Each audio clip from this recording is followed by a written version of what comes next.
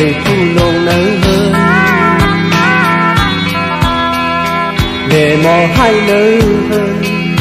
xin khăn nông bắn bắn giọt tăng mơ có đàn tê lắm thật đứt tổ bên quan mơ trên sân mơ con bịch trên tóc thân con phải nón có giống tức khăn ở trong tí tê mình thần khôn nét bài khâu dung khâu dân mơ phong nà mơ xúc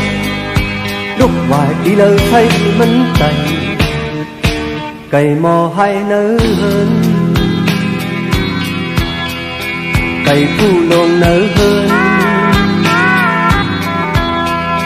để mò hay nở hơn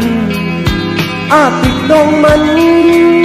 lâm hệt lắm sắc có đàn tê con tình úp từng dê con mây mình đang thấy vâng mây giọt đòi mốt cọ thấy nàyยังmâyยังtức làm của đừng đi trên mình thần kiếm bài khâu dung khâu dân mơ phong nà mơ xúc lúc hoài đi lời say mình cày mò hại nở hơn có hành cày hơn liệu mình mò trong thịt trong tuyết có hành cày hơn quân nhật hoài ẩn bài hai viết có hai nơi hơn nơi có hai nơi bọc nơi thang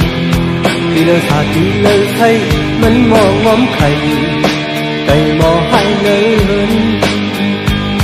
mò hai nơi hơn nơi mò hai nơi bọc nơi thang đi lời xa đi lời say mình mò ngóm cày mò hai nơi hơn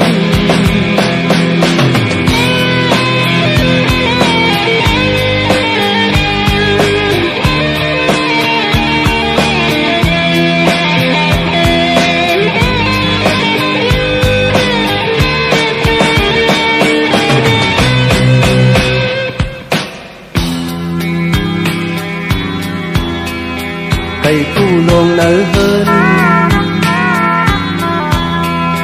để mò hai nở hơn xin khăn nông mình bắn giọt tăng mơ có đàn tê lắm hẹp lực tổ bên con mơ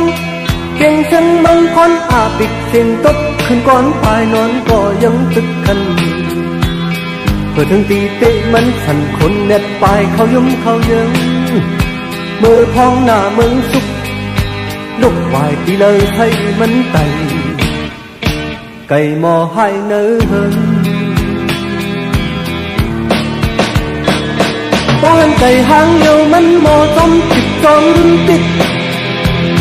có hành cày hơn quân nhật hoài ẩn bài hai viết mò hai nở hơn nơi gì mò hai nở bọc nơi hai đi lời xa đi lời say mình mò trong cày mò hai nở hơn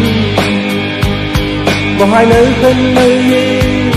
mò hai nở bọc nơi thang đi lời xa đi lời say mình mò ngóm cày mò hai nở hơn